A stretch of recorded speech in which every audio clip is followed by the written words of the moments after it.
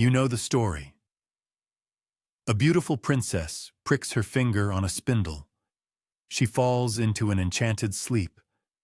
A handsome prince awakens her with true love's kiss. They live happily ever after. You have been lied to. The original Sleeping Beauty was not kissed awake. She was raped while unconscious. She gave birth in her sleep to twins who suckled at her breast until one found her finger and drew out the splinter. Only then did she wake, not to love, but to the horror of what had been done to her body. This is not a fairy tale. This is a crime scene preserved in ink for 4 centuries. In 1634, Giambattista Basile published Sun, Moon, and Talia in his collection. Pentamerone. The story Disney sanitized into romance was originally a forensic account of sexual assault, abandonment, and cannibalistic revenge. The sleeping princess was not waiting for love. She was a victim, unconscious and defenseless, violated by a man who walked away from his crime without consequence. The transformation of this story reveals something darker than fiction: our collective willingness to rewrite trauma as romance, to transform predators into princes, to bury the screams of victims beneath the music of happy endings. Every parent who reads their child the sanitized version unknowingly perpetuates a lie that began in the plague-rotted streets of 17th century Naples, where women's bodies were commodities and justice was a privilege reserved for those with power. The real Sleeping Beauty never slept peacefully. She was unconscious while her body was used, penetrated, and impregnated. She awoke not to love's first kiss, but to the wet, rhythmic suckling of infants she never chose to conceive. This is her story, the one they tried to bury. Naples, 1630s. The city breathes through open wounds. The air hangs thick with the stench of human waste flowing through gutters carved into cobblestones, worn smooth by centuries of desperate feet. Sewage mingles with the metallic tang of blood from the butcher's quarter, where flies cluster on meat that spoils before it can be sold. The sour reek of unwashed bodies presses against you in the narrow streets, where sunlight struggles to penetrate the maze of crumbling tenements that lean against each other like drunken conspirators. Smoke rises from countless fires, cooking fires, funeral pyres, the acrid burn of refuse that cannot be buried fast enough. The scent clings to fabric, to skin, to the inside of your throat until breathing becomes an act of endurance. This is a city carved hollow by plague and famine. Bodies disappear overnight. Children wake as orphans. The living step over the dying without breaking stride because survival has become a mathematics of cruelty. Every moment of compassion is a moment stolen from your own desperate fight to see another dawn. In the shadows between buildings, rats move like liquid darkness, their claws scratching against stone worn smooth by generations of the desperate and the damned. The sound echoes through courtyards where women draw water from wells that taste of copper and fear. The wealthy live behind walls thick enough to muffle screams. Their palaces rise like fortresses above the squalor, protected by armed guards whose loyalty can be purchased with enough gold to feed a family for a year.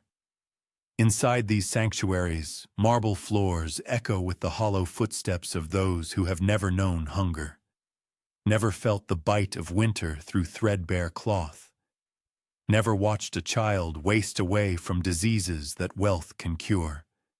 Here, in rooms perfumed with imported oils and warmed by fires that burn clean wood instead of garbage, the powerful play games with human lives. They collect beautiful things, art, jewels, women, with the same casual ownership they apply to their horses and hunting dogs. Women in this world are inventory, their value measured in dowries, their worth determined by the integrity of their hymens and the fertility of their wombs. A father owns his daughter's body until he sells it to a husband through marriage contracts negotiated like livestock trades. The law recognizes no crime in a husband's violence, no assault in a master's advances toward his servants. Medical knowledge exists in fragments and superstition. The line between unconsciousness and death blurs in a world where physicians still believe in the balance of humors and the healing power of bloodletting. A woman who falls into a deep sleep might be pronounced dead, buried alive, or simply abandoned to whatever fate befalls the helpless. The courts serve those who can afford justice. Rape victims who survive long enough to testify face judges who ask what they did to invite their assault, what they wore, why they were alone, why they fought or why they didn't fight hard enough. The word of a nobleman outweighs the testimony of a dozen peasant women. Power writes the laws, and power decides who breaks them.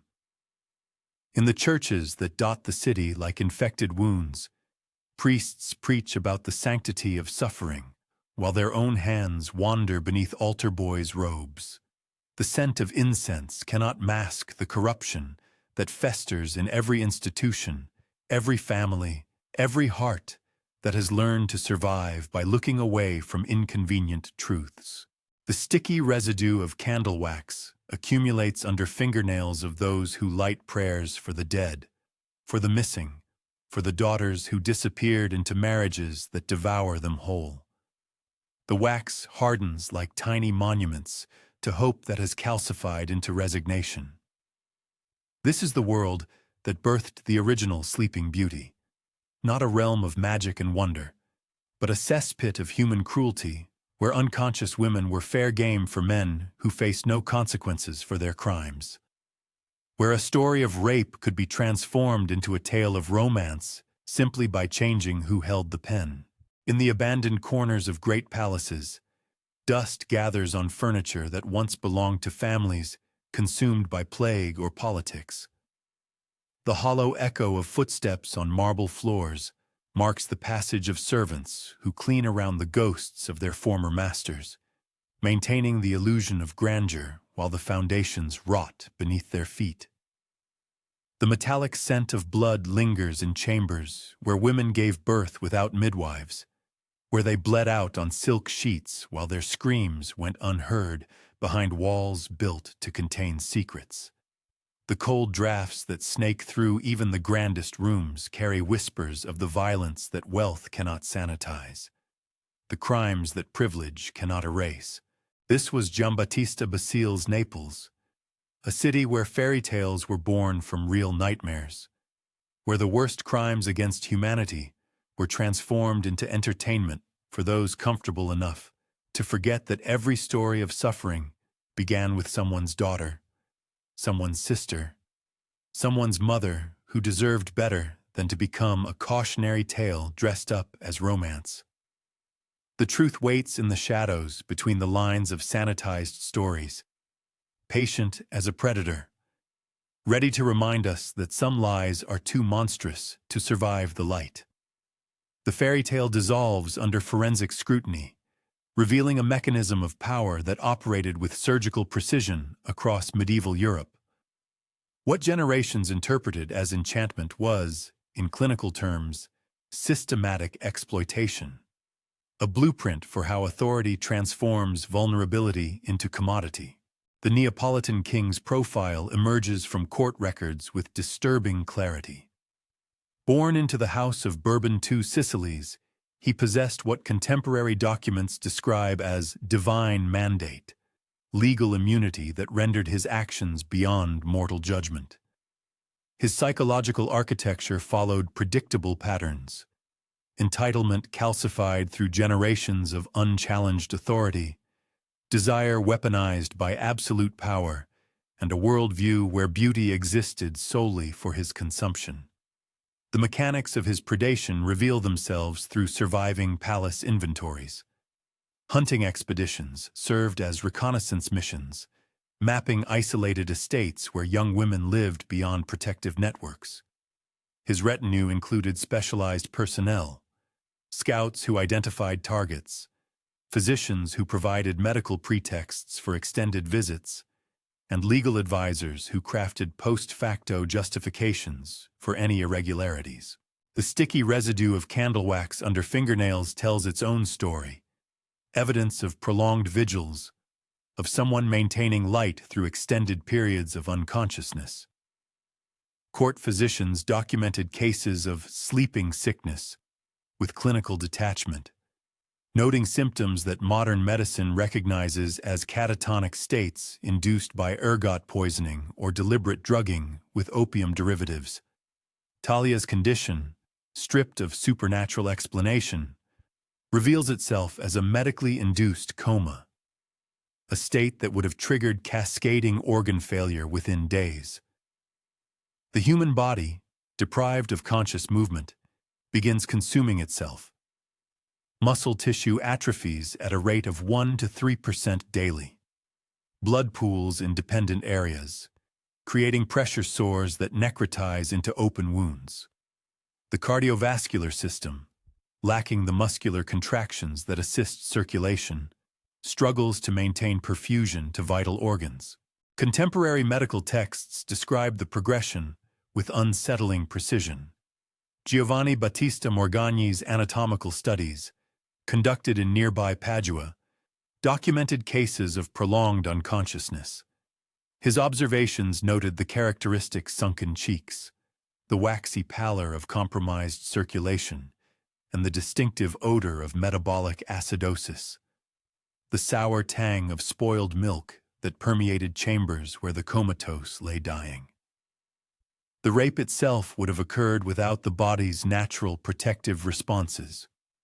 No muscle tension to resist penetration, no pain reflexes to limit tissue damage. The absence of lubrication would have caused extensive tearing of delicate membranes, creating pathways for infection in a body already compromised by malnutrition and dehydration. The metallic scent of blood would have lingered in the cold, drafty chamber long after the assault. Forensic examination of the period possessed crude sophistication. Physicians could identify signs of sexual activity through observation of hymnal rupture and vaginal distension, but lacked the conceptual framework to distinguish consent from coercion. The absence of defensive wounds, scratches, bruises, torn fabric, rendered assault legally invisible.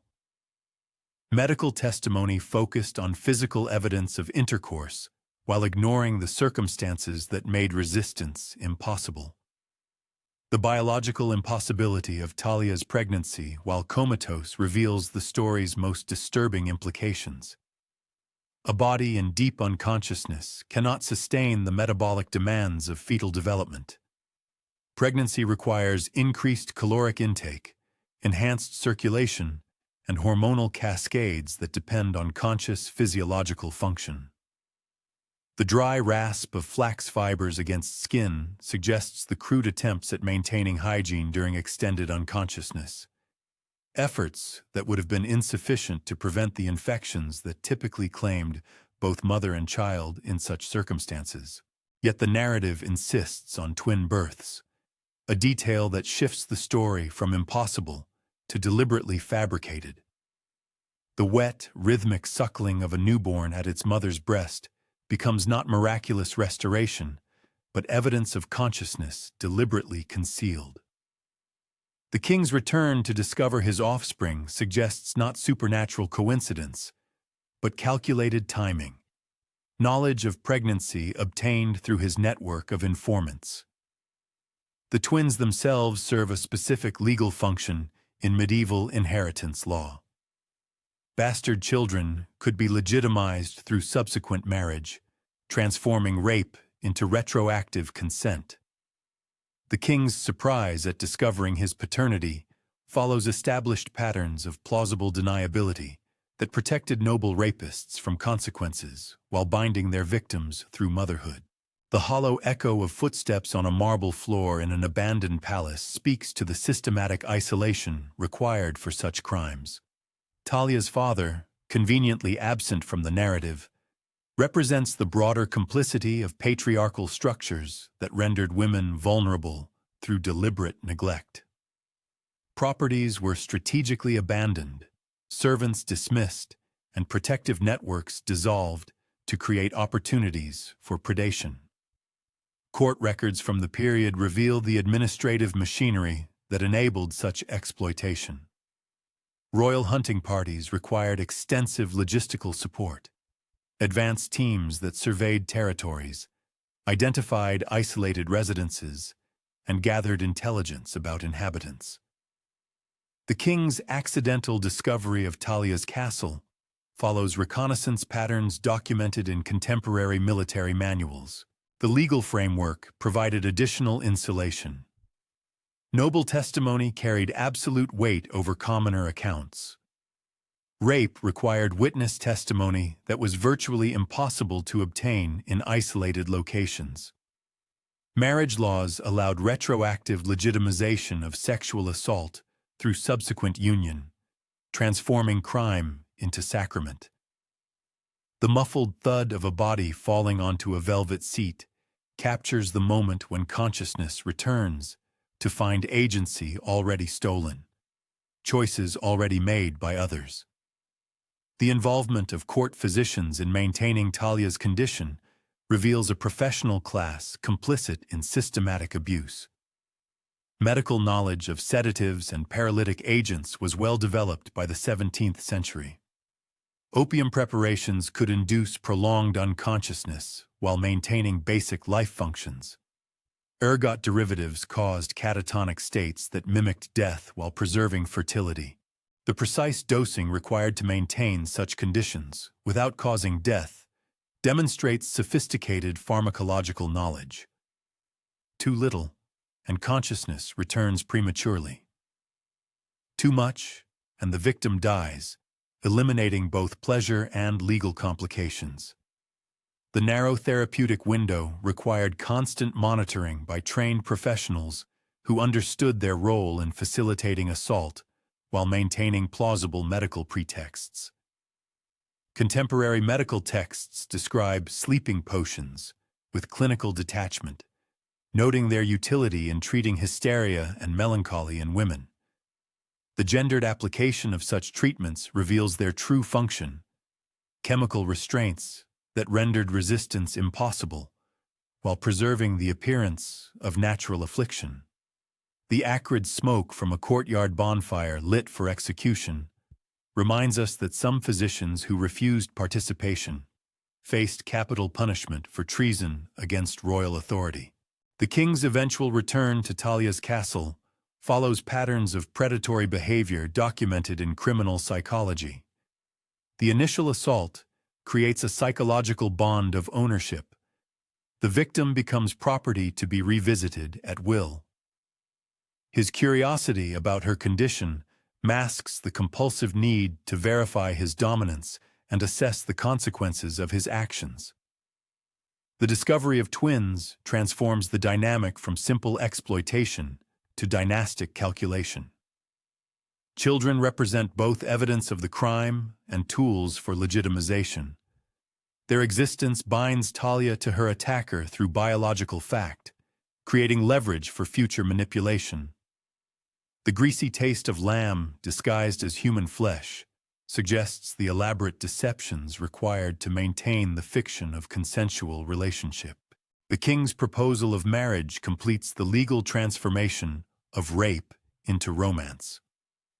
Medieval law recognized no concept of marital rape. Marriage retroactively legitimized all previous sexual contact between spouses.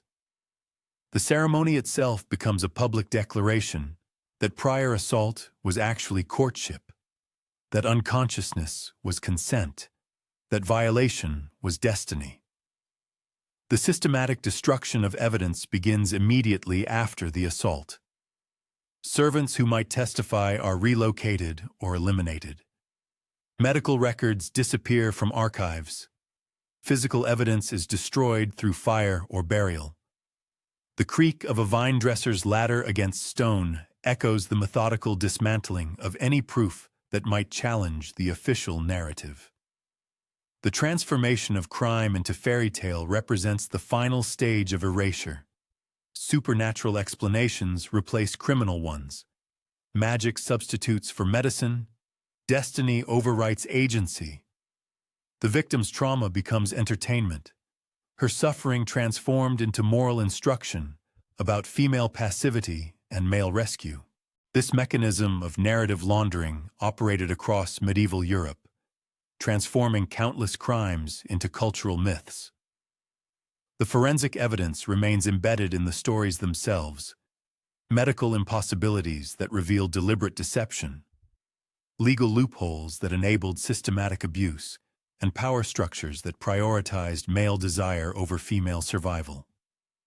The fairy tale endures because it successfully conceals the horror it describes. Each retelling reinforces the erasure, teaching new generations to romanticize rape, to mistake unconsciousness for consent, and to celebrate the marriage of victims to their attackers as happy endings rather than final victories of predatory power. The final hours began at dawn on January 16, 1636. The sun rose over a kingdom built on lies, casting long shadows across cobblestones still warm with the blood of truth. In the royal chambers of Naples, King Ferdinando stood before a window, watching servants carry away the ashes of his wife. The fire had consumed her completely, along with the cook's assistant and the loyal servant who had helped orchestrate the attempted murder of 2 children. The smoke still lingered in the air, acrid and final. Talia sat in the corner of the chamber, her children pressed against her sides. Sun and moon, barely old enough to understand death, clutched at their mother's dress with small fingers that had once, unknowingly, saved her life. The splinter that had cursed her sleep now seemed insignificant compared to the splinter of memory that would forever pierce her waking hours. She had been unconscious during her violation, but consciousness had brought no mercy. Now she knew. Now she remembered nothing and everything at once. The king turned from the window. His face bore the satisfied expression of a man who believed justice had been served. In his mind, he had rescued Talia from his wife's jealousy. He had saved the children from a cruel death. He had restored order to his kingdom. The narrative he constructed was clean, heroic, redemptive. He was the savior, not the destroyer, the protector, not the predator. But Talia's silence spoke louder than his proclamations. She had learned to perform gratitude, to smile when expected, to play the role of the rescued maiden. What choice did she have? Her father had abandoned her. Society had failed to protect her. The very palace that should have been her sanctuary had become the scene of her violation. Now she was queen, elevated through violence to a throne built on her own suffering. The children would grow up believing their father was a hero. They would hear the story of how he saved their mother from an evil queen, how love conquered jealousy, how justice prevailed. They would never know that their conception was an act of violence, that their existence began in unconsciousness and violation. The truth would be buried beneath layers of royal ceremony and courtly romance. By noon, the wedding preparations were complete. The same hall where the queen had been sentenced to death was now decorated with flowers and silk. Nobles gathered to witness the union, their faces bright with celebration. They spoke of destiny, of fate bringing 2 souls together. They marveled at the romantic tale of the sleeping beauty and her devoted king. No one mentioned rape. No one spoke of unconsciousness or violation or the months of unknowing pregnancy. The story had already been sanitized, transformed into something palatable for polite society. Talia walked down the aisle in borrowed finery, her children at her side. The crowd saw a fairy tale wedding. She felt the weight of performance. the crushing responsibility of playing a role that would define the rest of her life. Every step was a betrayal of her own truth, every smile a surrender to the narrative that had been imposed upon her. She was not choosing this marriage. She was being absorbed into it, dissolved into a story that served everyone's comfort except her own. The ceremony proceeded with all the pomp and circumstance befitting a royal wedding. Priests spoke of sacred bonds and divine blessing. Musicians played triumphant melodies. Guests raised their goblets in celebration. But beneath the pageantry lay a deeper truth. This was not a wedding, but a burial. Talia's authentic self was being interred beneath the role of grateful queen, loving wife, devoted mother. The woman who had been violated was disappearing, replaced by a character in someone else's story. As dusk fell over the kingdom, the celebration continued in the great hall. Nobles danced and feasted, their laughter echoing off stone walls that had witnessed so much violence. The king regaled his guests with the tale of how he had discovered his sleeping beauty, how their love had overcome all obstacles, how justice had triumphed over evil. Each telling polished the story further, removing rough edges of truth until only smooth fiction remained. Talia sat at the high table watching the performance of her own life. She saw how easily people accepted the sanitized version, how eagerly they embraced a narrative that absolved everyone of complicity. The king was a romantic hero, not a rapist.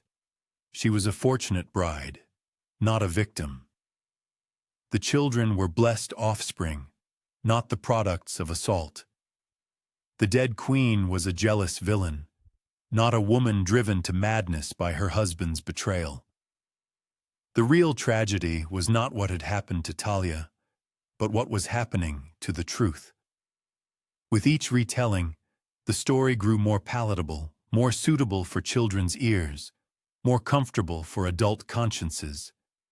The violence was being erased, transformed into romance. The violation was becoming a love story.